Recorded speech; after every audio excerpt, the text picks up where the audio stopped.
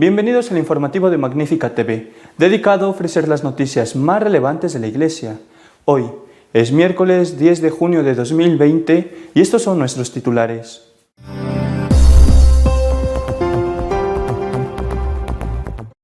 Un nuevo escándalo ha salpicado las finanzas vaticanas. Un asesor financiero ha sido detenido, acusado de corrupción y chantaje.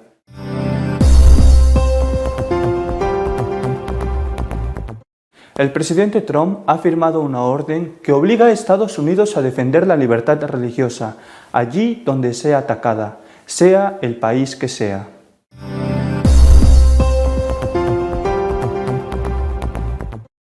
El arzobispo de Washington no le ha gustado que el presidente Trump haya visitado el santuario de San Juan Pablo II en estas circunstancias.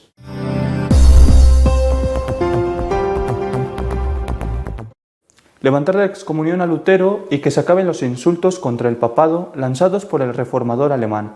Eso piden teólogos católicos y protestantes.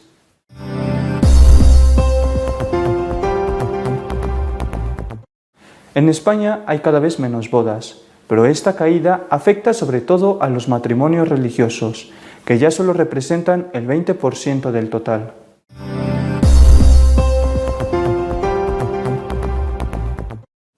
Un asesor financiero del Vaticano ha sido detenido dentro del Estado Pontificio, acusado de corrupción y chantaje, en el caso de la compra del inmueble en Londres. Hoy la oficina del promotor de justicia del Vaticano, al final del interrogatorio del señor Gianluigi Torzi, que estuvo acompañado por sus abogados, emitió una orden de arresto contra él, informó un comunicado del Vaticano fechado el 5 de junio. La orden lleva la firma del promotor de justicia, profesor Giampiero Milano, y fue emitida en relación a los conocidos eventos relacionados con la venta de una propiedad en Londres, en la Sloane Avenue, que involucró a una red de empresas en las que algunos oficiales de la Secretaría de Estado estuvieron presentes. Torzi es acusado por los fiscales del Vaticano por varios cargos de extorsión, malversación, fraude agravado y lavado de dinero. Señala el comunicado de la Santa Sede, que recuerda que las penas de estos delitos pueden ser de hasta 12 años de cárcel. Torzi está actualmente detenido en la carceleta de la Gendarmería del Vaticano. Ha informado que Torzi actuó como intermediario de la Secretaría de Estado para la compra de la propiedad de Londres, en la que se gastó aproximadamente 300 millones de dólares. El inmueble ubicado en el número 60 de la Sloane Avenue fue comprado por la Secretaría de Estado entre los años 2014 y 2018 al empresario italiano Raffaele Mancione, quien en ese momento administraba millones de euros de fondo de la Secretaría. Cuando se vendió a la Secretaría de Estado, Mancione mantuvo la capacidad de controlar la empresa propietaria del inmueble. Mancione finalmente ofreció venderlas a precios inflados y Torzi actuó como intermediario de la venta. Se estima que Torzi habría ganado 10 millones de euros por la venta en la etapa final del negocio.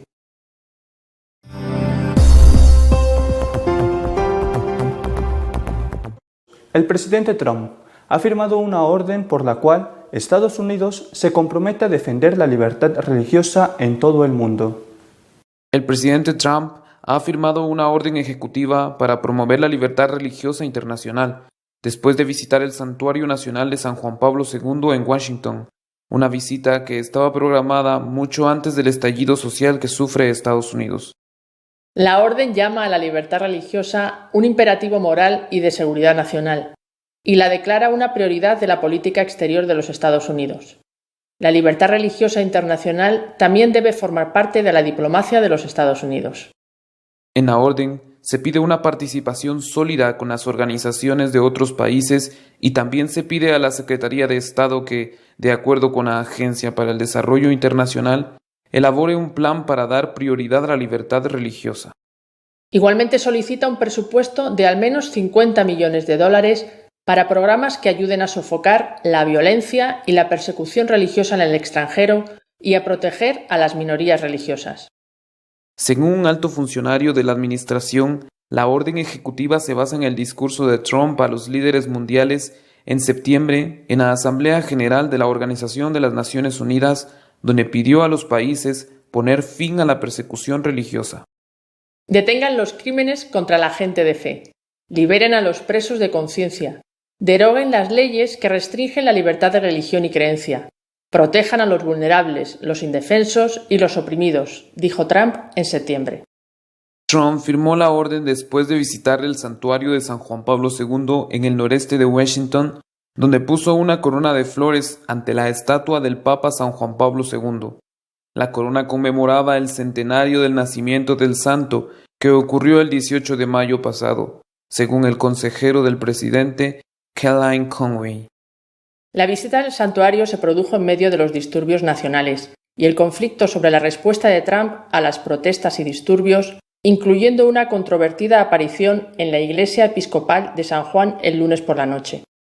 Trump se dirigió a la iglesia después de que la policía despejara una plaza de manifestantes y medios de comunicación, supuestamente usando bombas de humo o gas lacrimógeno, junto con proyectiles no letales. El portavoz del santuario de San Juan Pablo II dijo que la visita de Trump fue planeada con mucha antelación a la situación actual. El presidente firmó la orden después de la visita, en lugar de hacerlo en el santuario como estaba previsto.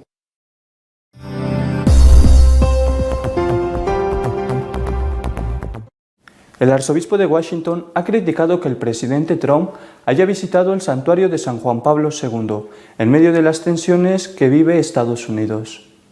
El presidente de Estados Unidos, Trump, ha visitado el santuario nacional erigido en memoria de San Juan Pablo II. El arzobispo de Washington ha declarado que tal hecho es desconcertante y censurable por haberse producido usando gases lacrimógenos para que el presidente pudiera llegar a él. Monseñor Wilton Gregory, arzobispo de Washington, hizo pública una declaración antes de la visita del presidente Trump al Santuario Nacional de San Juan Pablo II. Encuentro desconcertante y censurable que cualquier instalación católica se permita ser tan atrozmente mal utilizada y manipulada de una manera que viola nuestros principios religiosos, que nos llaman a defender los derechos de todas las personas, incluso de aquellas con las que podríamos estar en desacuerdo. El Papa San Juan Pablo II fue un ardiente defensor de los derechos y la dignidad de los seres humanos. Su legado da un vívido testimonio de esa verdad. Ciertamente no aprobaría el uso de gases lacrimógenos y otros elementos de disuasión para silenciarlos, dispersarlos o intimidarlos para una oportunidad fotográfica frente a un lugar de culto y de paz.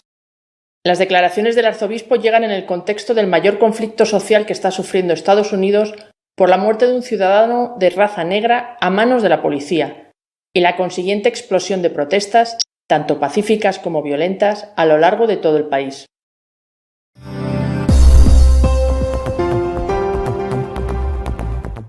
Treinta teólogos católicos y protestantes han pedido al Papa que levante la excomunión a Lutero y a los luteranos que renuncien a los insultos contra Roma. Teólogos protestantes y católicos han apelado al Papa Francisco para que revoque la bula de excomunión emitida por el Papa León X contra Lutero en 1521. A la vez, la Federación Luterana Mundial deberá reiterar el veredicto de Lutero contra el Papa como anticristo. El pasado domingo de Pentecostés, el grupo de debate ecuménico de Altenberg ha publicado el documento Reconciliación después de 500 años, en el que aseguran que ambas condenas siguen siendo como amortiguadores en el camino de un reconocimiento mutuo oficial de las iglesias protestante y católica. Según el pastor de Colonia Hans-Georg Link, el 500 aniversario de la excomunión de Lutero, el 3 de enero de 2021, sería un momento apropiado para ello.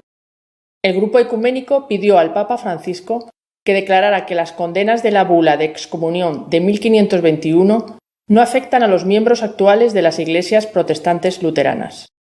Igualmente piden a la Conferencia de Obispos Católicos Alemanes y a la Iglesia Protestante en Alemania una declaración pública conjunta de arrepentimiento por los eventos de ese tiempo y la esperanza de que las condenas mutuas que llevaron a la división de las iglesias sean superadas.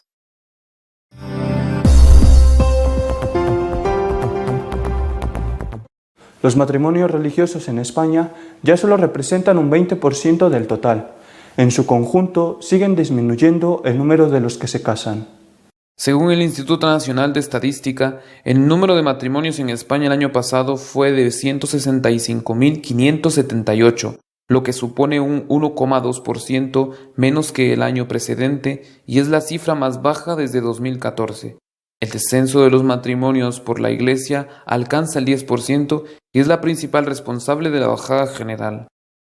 Del total de bodas en 2019, 33.869 bodas se celebraron por la Iglesia, lo que supone un 10,5% menos que en 2018 y representa solo el 20% del conjunto de matrimonios. Por el contrario, se celebraron 129.240 matrimonios civiles, un 5,5% más que el año anterior.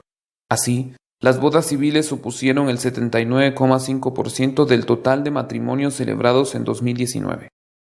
5.108 matrimonios civiles, el 3,1% del total de los registrados en 2019, correspondieron a parejas del mismo sexo.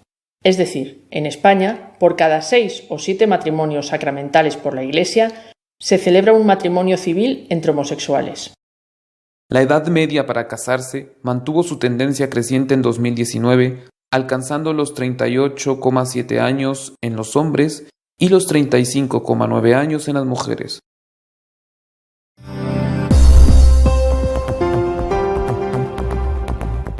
Nuestro editorial de esta semana está dedicado a comentar las tensiones sociales en Estados Unidos y las consecuencias de la baja natalidad en España.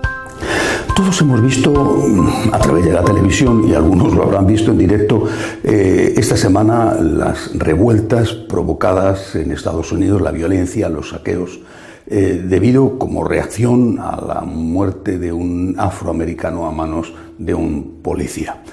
Bueno, esta situación que hemos visto, repito, esta semana en Estados Unidos no es la primera vez que sucede allí y también por otras causas ha sucedido en otra parte del mundo. Pienso, por ejemplo, en Francia con los chalecos amarillos. Naturalmente que no se puede responder a la violencia con medidas que no son ponderadas, porque eso no sirve para resolver los problemas. Pero tampoco se puede dejar la calle, las propiedades, los comercios y la vida de los ciudadanos en manos de los violentos. Habrá que encontrar un equilibrio, pero pensar que las fuerzas del orden público son las culpables y criminalizarlas es, me parece a mí, una gravísima injusticia. Entre otras cosas porque muchas veces esas fuerzas de orden son las que padecen más la violencia que los alborotadores. Detrás de todo esto, y yo creo que es grave que no se dé cuenta tanta gente, detrás de todo esto hay un movimiento organizado. Está esa internacional anarquista, ahora ya tipificada con el nombre de antifas, antifascistas, que lo que buscan es precisamente eso, servirse de un descontento que muchas veces es legítimo, servirse de ese descontento en una parte de la población para generar el caos, la violencia e incluso la muerte. Hay que ir a las raíces, hay que ir a la causa de los problemas. Será el racismo, serán las desigualdades económicas, pero hay que ir a las raíces, pero hay también, naturalmente, que poner orden, porque si no es todo muchísimo peor.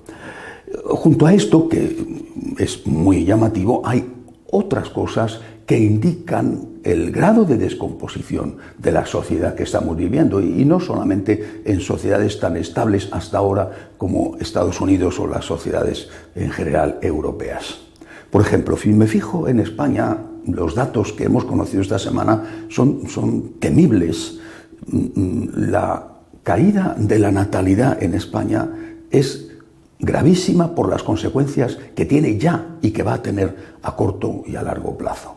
Ha disminuido un 3,5% el número de niños nacidos en España con respecto al año anterior, es decir, el 2019 con respecto al 2018. La tasa de natalidad de las españolas es de un 1,1%, muy lejos del 2,1% que se considera la tasa de reposición. Y ni siquiera las emigrantes que han llegado, que tienen más hijos que las españolas, logran solucionar el problema, a pesar de que el número de niños que ha nacido, el 25% de esos niños proceden de emigrantes, cuando solamente los emigrantes representan el 10% de la población en España. Esto es una cosa terrible, es decir, no podemos fijarnos solo en las manifestaciones de violencia en las calles norteamericanas, sino en algo que indica que es la sociedad en general la que se está degradando. También se ha sabido esta semana que en España siguen a la baja los matrimonios, es decir, los jóvenes no quieren tener relaciones estables, por lo menos legalmente constituidas,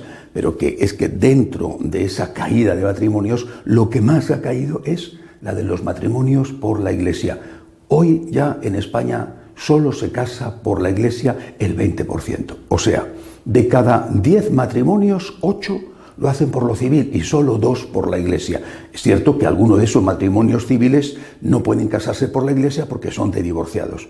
Pero lo que indica en realidad esta estadística es que la inmensa mayoría de los jóvenes ha dado la espalda a la Iglesia.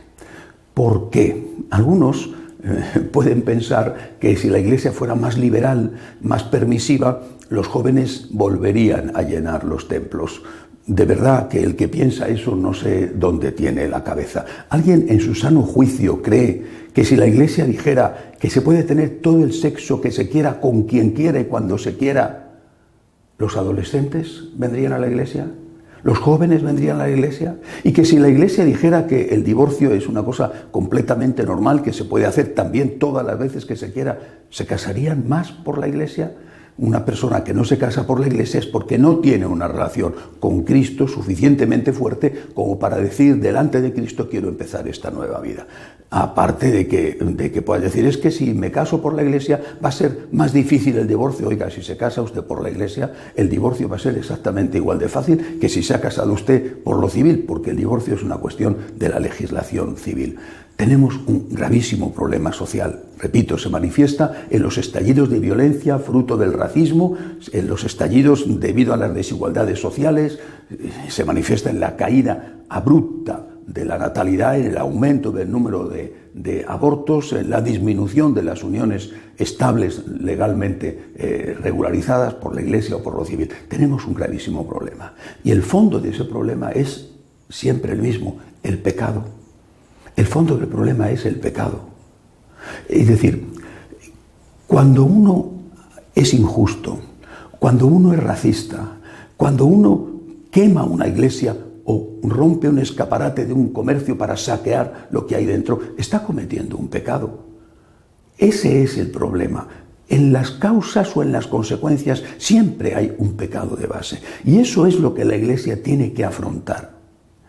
Claro que tenemos que seguir con nuestros cada vez más pobres recursos, intentando dar de comer al hambriento. Pero junto al pan de trigo, tenemos que dar a todos el pan de la palabra y tenemos que dar a todos los que están preparados para recibirlo, el pan de la Eucaristía. Si solo damos el pan de trigo, que cada vez tenemos menos trigo para dar pan, porque cada vez hay, como están demostrando las estadísticas, menos católicos o menos católicos practicantes, si solo damos el pan de trigo, no estamos colaborando a ir contra la raíz del problema. De verdad, ¿alguno piensa que modificando la enseñanza de la Iglesia en aquellas cosas que van más en contra de lo que reclama la sociedad, vamos a solucionar los problemas? ¿Va a venir la gente a la Iglesia? Solamente si somos fieles a Jesucristo, solamente si somos lo que Cristo dijo y lo que Cristo quiso, la luz en la oscuridad, la levadura en la masa, la sal de la tierra, es decir, pequeñas minorías fieles que no ceden ante la presión. Solamente entonces, dando junto al pan de trigo, el pan de la palabra, el pan íntegro del mensaje de Jesucristo y el pan de la Eucaristía, solamente entonces podremos estar colaborando a solucionar la raíz del problema que es el pecado. Una iglesia que no hace eso, una iglesia que se conforma con lamentarse de lo mal que va todo y de que cada vez viene menos gente a la iglesia y de que a ver cómo ponemos rebajas por fin de temporada para que alguien venga, esa iglesia, lo dijo Jesucristo y además así debe de ser, esa iglesia está llamada a desaparecer. Si la sal se vuelve insípida, no sirve más que para que la tiren fuera y la pisen los hombres. Hay muchos problemas hoy en la sociedad, muchísimos. Nuestra forma de ayudar tiene que ser nosotros mismos, ser la sal de la tierra, ser la levadura en la masa, ofrecer el pan de trigo, ofrecer el pan de la palabra íntegra y ofrecer para aquellos que lo pueden recibir, ojalá que para muchísimos, el pan de la Eucaristía. Hasta la semana que viene, si Dios quiere.